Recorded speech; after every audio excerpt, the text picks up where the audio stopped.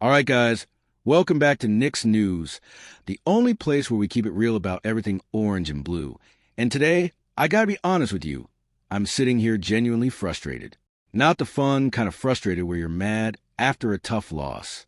No, this is the kind of frustration that makes you question whether the people running this franchise actually want to win, or whether they're just playing pretend. Because let me tell you what's happening right now with Mitchell Robinson. And I want you to really sit with this, because it's wild. We just came off one of the most electric runs this franchise has seen in decades. The Knicks are relevant again. People around the league are talking about us. And now, we're out here potentially losing a key piece of the roster not because of performance, not because of age, not because of injury history. Okay, maybe a little injury history. But because of a dollar amount. Because somebody upstairs looked at the books and said, nah. And look, I get it. Money in the NBA is complicated. The luxury tax, the second apron, all of that. It's real. It affects how you build a team going forward. I'm not going to sit here and pretend like financial flexibility doesn't matter, because it does. But here's where I draw the line as a fan. When financial decisions start overriding basketball decisions on a team that is this close to being a dynasty, yeah, I said dynasty, that's when I need to speak up, because that's exactly what's happening here.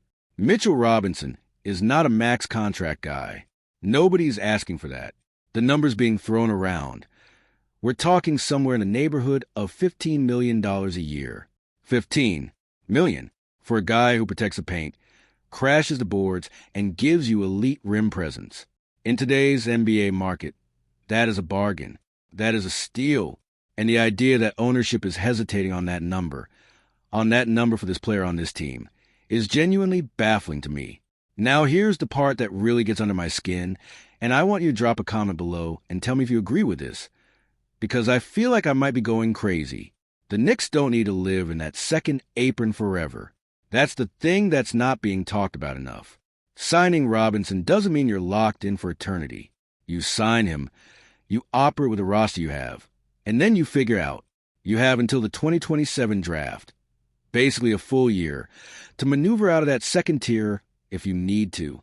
That's not nothing. That's a massive window. And the trade deadline exists for a reason. Teams shed contracts all the time. It's not pretty, but it works. The Knicks already showed they know how to work the trade market. Remember when they pulled off that Ubusel deal for Alvarado? They moved pieces efficiently.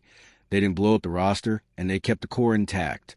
So the idea that the front office can't find a creative solution here is, I'm sorry, just not believable to me. If you're new here, by the way, smash that subscribe button and hit the bell, because we cover everything Knicks all year long, and trust me, this offseason is going to be a ride. But back to Robinson. Here's what really stings. This is a guy who bleeds for this team. You watch him play, even when he's banged up, even when he's clearly not 100%, he's out there giving effort, setting screens, altering shots. He's not a superstar, but he's exactly the kind of piece that championship teams are built around. The unsung guy, the locker room piece, the guy who does the dirty work so the stars can shine.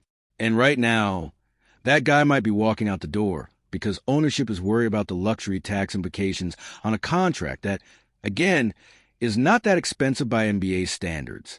Look, I understand that James Dolan is the owner, and ultimately these decisions are his to make. I'm not naive about how this works.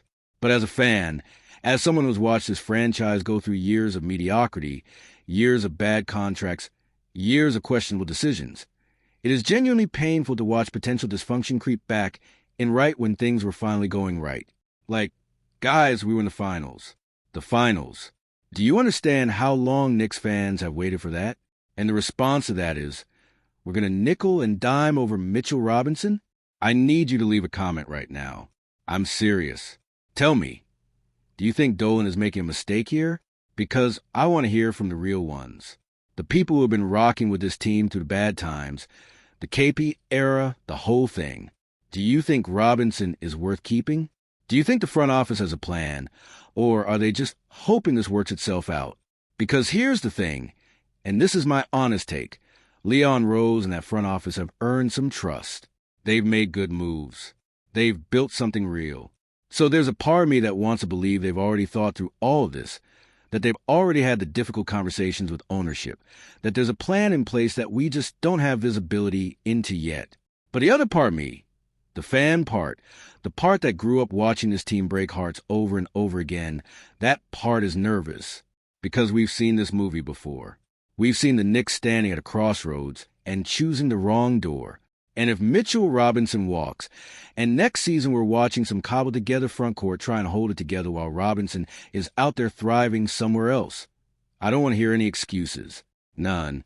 Zero. So let's hope somebody in that organization is having the right conversations.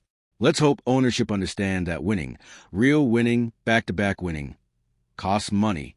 It always has. If you're feeling what I'm feeling right now, drop a like on this video. Seriously, it takes 2 seconds, and it helps the channel more than you know. And share this with a Knicks fan who needs to hear it, because this conversation needs to be happening. I'll be back with more updates as this situation develops. And trust me, we are going to stay on top of this all off-season long. Until then, stay loud, stay loyal, and let's go Knicks.